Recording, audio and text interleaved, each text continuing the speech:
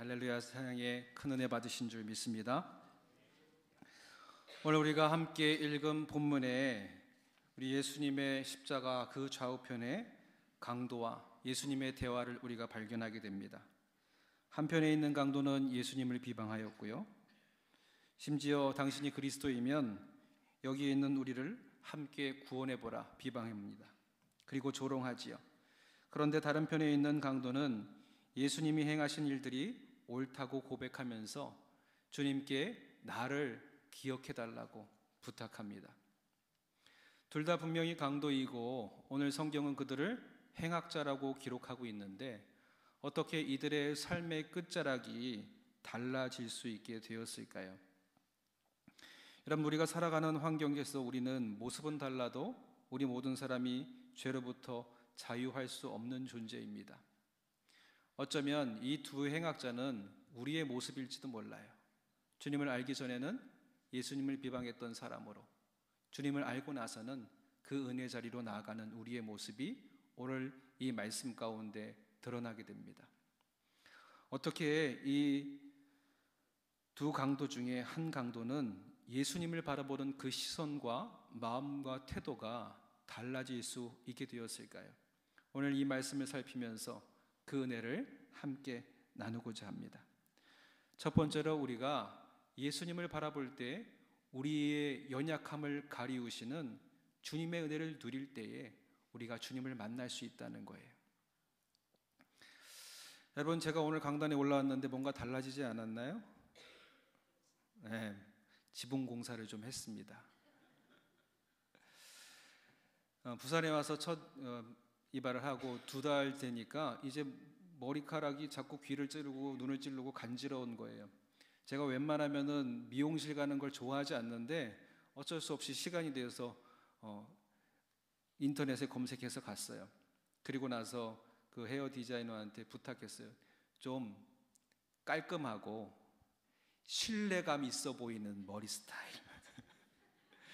그리고 아침에 일어나서 대충 털어도 가르마가 자동으로 딱 갈라지고 몇 번만 털고 나면 딱 손 안 가게 머리가 됐으면 좋겠다고.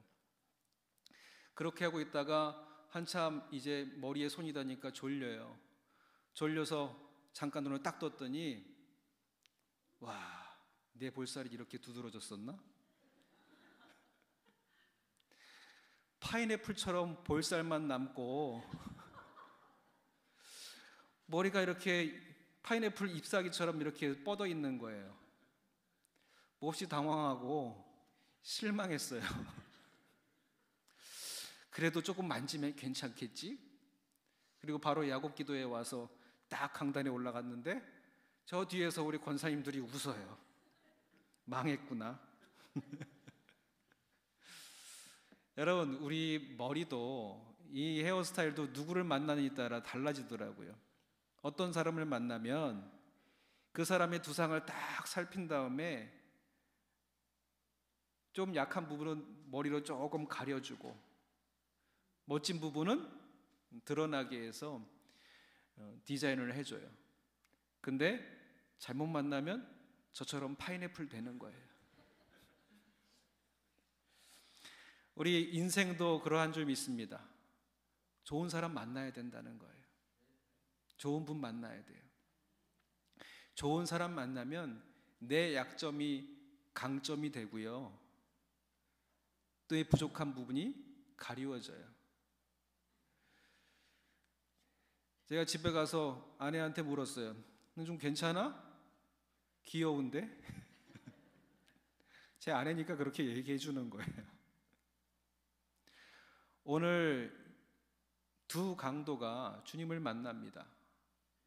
근데 한 강도가 그의 삶의 연약함을 가리움을 받아요. 그 중에 하나는 예수님을 만나고 나서 기억되기를 낙원에 이른 자로 기록된다는 거예요. 여러분, 우리가 주님을 만나야 할 줄 믿습니다. 주님을 만나고 나니까 분명히 나는 죄된 인생이에요. 강도와 같은 행악자예요. 여러분, 제가 본판이 달라져서 잘생겨지고 못나지는 게 아니라 제 얼굴은 그대로예요. 뭐만 달라질 뿐이에요? 머리 스타일만 달라지고 제가 만난 헤어 디자이너가 다를 뿐이에요. 그래서 어디 미용실을 갈라 왔느냐에 따라서 어떤 사람이 웃기도 하고 멋지다 얘기하기도 하고 달라지는 거예요. 여러분, 우리의 인생의 본질은 어쩌면 행악자였다는 거예요. 좌우편 강도와 같이 누군가에게 해함이 되었던 인생, 우리의 본질은 바뀌지 않았어요. 그런데 누구를 만나니까요? 예수님을 만나니까 그 예수님 옆에 있던 한 행악자는 이 땅에서의 삶의 마지막에 강도, 행악자로 끝난 인생이 되는 게 아니라 낙원에 이른 자로 새롭게 기억되게 되었다는 거예요. 우리가 주님을 만날 때에 우리가 주님 앞에 위롭다 하심의 은혜를 얻게 되는 줄 믿습니다. 오늘 우리가 십자가 앞에 나왔어요. 십자가 앞에 나온 우리는 여전히 저 행악자와 다를 바 없는 강도와 같은 인생이에요.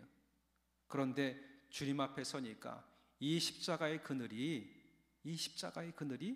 나의 흉한 모습을 가려주시더라는 거예요. 여러분, 이 은혜가 우리 모두에게 있는 줄 믿습니다. 그래서 우리가 주님 만난다에 대해서 얘기하는 거예요. 성전에 나오는 게 중요한 게 아니라, 교회 다니는 게 중요한 게 아니라 누구를 만나야 된다고요? 예수님을 만나고 예수님의 은혜를 경험해서 내 죄악된 모습이 가려지고 주님의 은혜로 인하여서 위롭다함을 얻고 그 위롭다함을 얻은 은혜가 나로 하여금 하나님의 아들, 하나님의 딸, 하나님의 백성, 자녀된 권세를 허락받는 기쁨 가운데 우리가 살아가야 할 줄 믿습니다. 오늘도 우리가 그 십자가 앞에 나왔어요. 예수님께 붙들림으로 인해서 우리의 연약함은 가리워지고 하나님께서 주시는 풍성한 은혜를 생명을 누려가시는 저와 여러분들이 되시기를 주님의 이름으로 축원드립니다. 두 번째로, 우리가 십자가 앞에 나왔을 때에 우리는 새로운 세상의 질서를 발견하게 된다는 거예요. 오늘 말씀에 드러나는 세상의 질서는 죽여야 사는 세상이에요. 죽여야 사는 세상, 죽여야 이기는 세상, 죽여야 내가 사는 세상이에요. 근데 이 세상의 질서가 지금도 조금도 다르지 않습니다. 경쟁사회, 치열하게 누군가를 누르고 이겨서야 내가 사는 세상이에요. 언젠가 라디오에서 한 여인이 사연을 보냈는데 아이를 뱃속에 갖게 되었다는 거예요. 이 소식이 전하자마자 거기에 있는 아나운서와 거기 패널들이 와, 축하합니다 그랬는데 그 사연을 읽어가니까 더 이상 축하할 수 있는 사연이 아니에요. 제가 아이를 가지긴 가졌는데 이 사실을 아직도 그 누구에게 말하지 못했다는 거예요. 왜 축복의 이 일을 말하지 못했을까요? 이게 드러나는 순간 아이를 가졌다는 이유로 직장 생활 가운데 어려움을 당할 것이 지금까지 이어졌던 직장 생활과 사람들의 하는 행위를 보니까 뻔하게 보이더라는 거예요.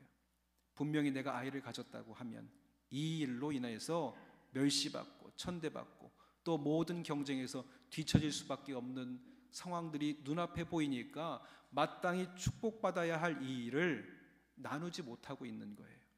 여러분, 이게 시대의 연약함입니다.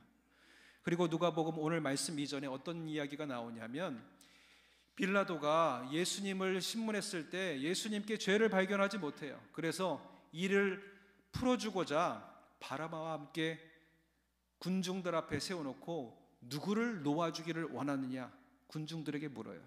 그런데 군중들은 누구를 선택합니까? 바라바를 선택해요. 왜 군중들이 예수님을 선택하지 못하고 바라바를 선택했을까요? 여러분, 그때의 메시아는 정치적인 메시아를 꿈꿨어요. 그때의 구세주는 저 로마의 권세를 이겨내고 뚫어낼 수 있는 권세자, 권위 있는 자, 압도할 수 있는 사람을 원했어요. 그러니까 그 시대가 바라는 인물상은 누군가를 죽여낼 수 있는 인물이에요. 바라바가 어떤 사람이었습니까? 밀란을 일으키고 누군가를 죽인 행악자의 모습이에요. 그런데 세상은 그를 원합니다. 누군가를 죽여 이길 수 있는 사람이 우리에게 필요하다고 군중들은 요구하고 있어요. 여러분, 어쩌면 이 모습이 우리의 모습은 아닐까요? 그런데 이런 세상의 질서 앞에 예수님이 이 행악자의 삶에 새로운 질서를 선언합니다.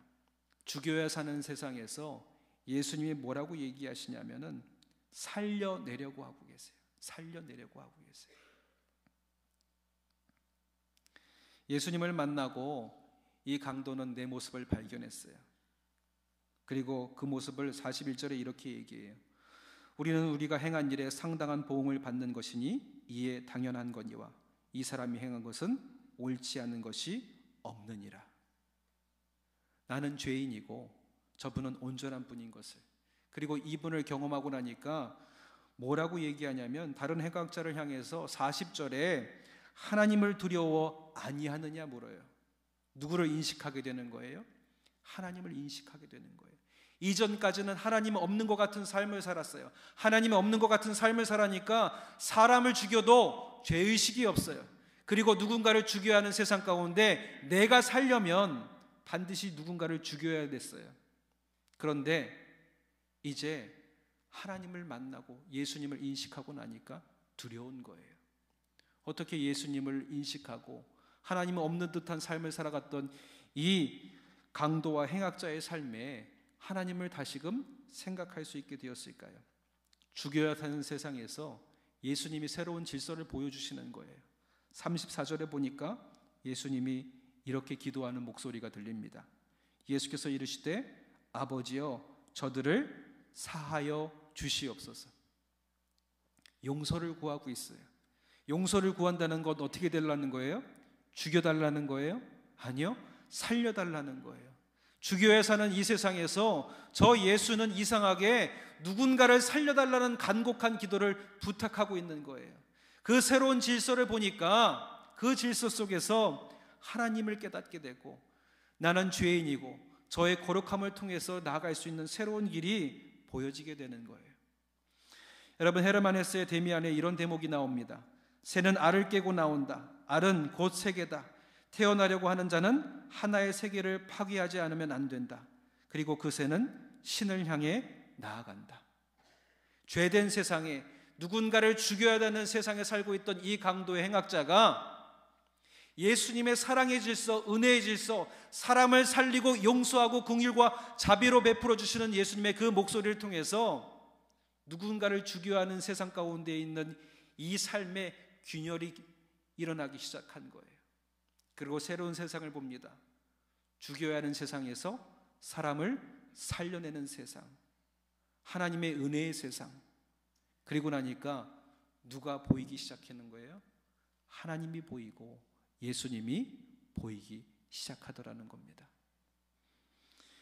여러분, 이 역사하심이 우리 안에 있어야 할 줄 믿습니다. 하나님을 만나고 예수님을 만나고 내 세상 가운데, 이 죽여야 되는 세상 가운데 나를 용서하신 십자가의 그 사랑을 깨닫게 되니까 다른 세상이 보이고요, 그 다른 세상을 통해서 하나님의 은혜가 보이더라는 겁니다. 십자가의 도가 멸망하는 자들에게는 미련한 것이요 구원을 얻는 우리들에게는 하나님의 능력인 줄 믿습니다. 오늘 그 새로운 질서가 우리에게 있어요. 여러분, 세상의 질서 앞에는 우리는 죽어질 수밖에 없는 존재예요. 그런데 하나님의 은혜의 질서에 서게 되니까 내가 용서를 받고요, 내가 위롭다함을 얻게 되고요, 내가 하나님의 아들, 하나님의 딸, 자녀된 권세를 누리게 되고 저 천국의 소망이 우리의 것이 되는 줄 믿습니다. 그 하나님의 은혜의 질서 앞에 새로운 생명의 길을 보시는 저와 여러분들이 되시기를 주님의 이름으로 축원드립니다. 죽음의 길밖에 볼 수밖에 없는 강도의 삶에 새로운 생명의 길이 예수 그리스도의 십자가를 통해서 보여지는 거예요. 그러니까 예수 그리스도의 십자가는 생명이고 사랑인 줄 믿습니다. 여러분, 세 번째로 이 십자가는 우리에게 하나님의 은혜의 선물을 받도록 선택하도록 우리를 종용하고 계세요. 초청하고 계세요. 십자가 앞에 선 이후부터 이 두 강도의 삶이 달라지게 됩니다. 예수님께서 이르시되 이 우편의 강도에게 고백하는 거예요. 그의 고백을 듣고 이렇게 말씀하세요. 예수께서 이르시되 내가 진실로 내게 이르노니 오늘 내가 나와 함께 낙원에 있으리라. 하나님을 알고 하나님을 통해서 새로운 세계를 보게 된 이 강도가 주님께 부탁하잖아요. 오늘 당신의 나라에 이를 때에 나를 기억하여 주옵소서. 생명의 길을 보았어요. 그리고 이 믿음의 고백을 들은 주님께서 그에게 초청해 주시는 거예요. 내가 진실로 내게 말하노니 오늘 내가 나와 함께 낙원에 있으리라. 여러분, 이 축복은요, 예수 그리스도의 십자가 사랑을 받기로 선택한 우리 모두에게 주시는 하나님의 은혜인 줄 믿습니다. 그 사랑의 약속이 어디에 기록되어 있어요? 요한복음 3장 16절이잖아요. 하나님이 세상을 이처럼 사랑하사 독생자를 주셨으니 이는 그를 믿는 자마다 멸망치 않고 영생을 얻게 하려 하심이라. 아멘. 이 사랑을 우리가 어찌 받지 않을 수 있겠습니까? 근데 여전히 이 십자가를 받지 못하는 인생들이 있다는 거예요. 그 십자가를 받지 못하는 인생들의 삶이 어떤가? 이어지는 요한복음 3장 18절에 이렇게 기록되어 있습니다. 그를 믿는 자는 심판을 받지 아니하는 것이요 믿지 아니하는 자는 하나님의 독생자의 이름을 믿지 아니하므로 벌써 심판을 받은 것이라. 예수님의 십자가 사랑을 우리에게 보여주고 계세요. 이 십자가 사랑을 받는 자는 하나님의 은혜와 사랑 가운데 거하게 될 것이고, 이 십자가 사랑을 외면하는 자는 심판 가운데 이미 서 있음을 하나님이 말씀하고 계세요. 여러분, 이 말씀을 들으니까 신명기 30장 19절의 말씀이 떠오릅니다. 그때에도 이스라엘 백성들에게 분명하게 보여주셨어요. 오늘 하늘과 땅을 불러 너희에게 증거를 삼노라. 하나님께서 지은 천지 만물을 증인으로 삼아서 그들에게 약속하시는 거예요. 내가 생명과 사망과 복과 저주를 내 앞에 두었은즉 너와 내 자손이 살기를 위하여 생명을 택하라 말씀하세요. 여러분, 문제가 너무 쉽잖아요. 무엇을 선택해야 될지 쉽잖아요. 뭘 선택해야 되겠어요? 생명과 복을 우리가 선택해야 돼요. 그런데 자꾸 눈앞에 있는 생명과 복이 우리에게도 있음에도 불구하고 자꾸 헛된 것을 붙드는 우리가 지금도 발견되어진다는 거예요. 그래서 오늘 주님이 여전히 의심하고 여전히 믿지 못하는 인생들에게 강조해서 말씀하세요.